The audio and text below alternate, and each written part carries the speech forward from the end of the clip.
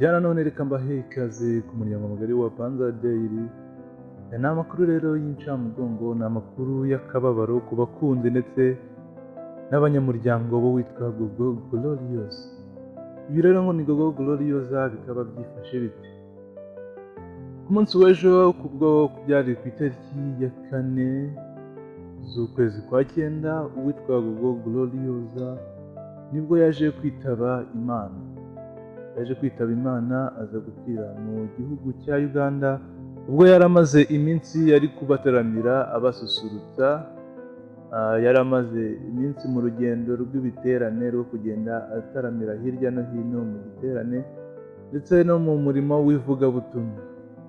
Uyu rero ngo ni Gogo Glorious yagiye ubwo ku itariki 28 nibwo yafashe we na timu yiwe berekeza hariya mu Bugande, ubwo bari bumare iminsi 3, ariko nyuma yo gukora igiterane ku munsi wo ku cyumweru ntabwo byabaye ngombwa yuko ahita ataha, kuko hajemo ikibazo cy'uburwayi gituma uwitwa ngo ni Gogo Glorious atabasha kwita ataha ngo aze hano iwacu, aze yivurize hano iwacu cyangwa se agaruke hano iwacu. Ati byagenze bite rero?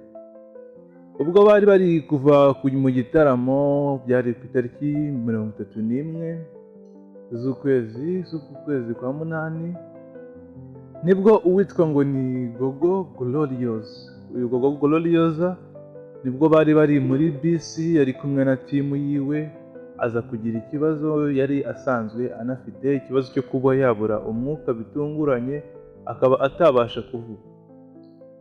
Ni muri icyo gihe rero icyo kibazo cyaje kumufata, bakagira ngo nyine ni bya bindi bisanzwe, ariko bikaza gukomera arembye cyane.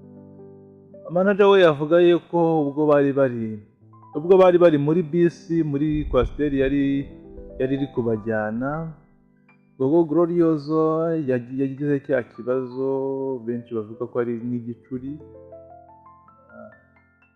Yari yicaye mu modoka, arangije kiba kiraje, ikibazo kije, bahita bamwicaza mu ntebe z'inyuma nk'uko twabitangarijwe na manager we.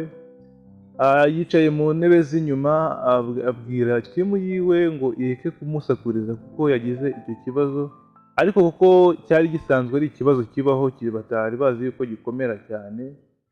Ubwo nyine bahise bamujyana kwa muganga. Ubwo kuva ku itariki ya 31 bamuraje kwa muganga, 30 ya mbere, 2 ndetse n'3 hose yari akiri mu Rwanda. Rero yanze kwita ataha, rero yaravuze ngo reka n'ubundi abanze yivuriza hariya muri Uganda, azagaruke yamaze gukira.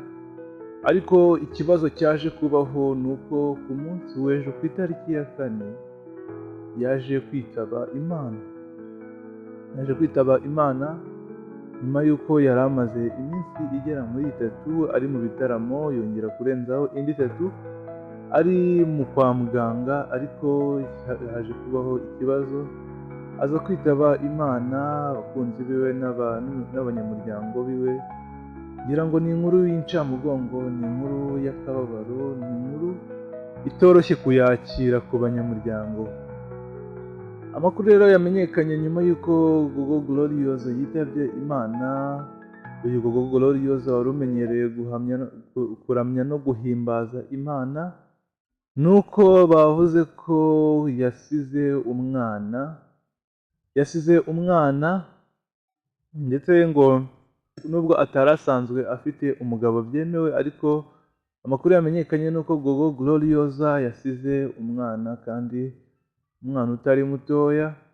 Avuga yuko rero uyu Gogo Glorious yari amaze iminsi afite uwo mwana, nubwo bitatangajwe cyangwa ngo bimenyekane cyane.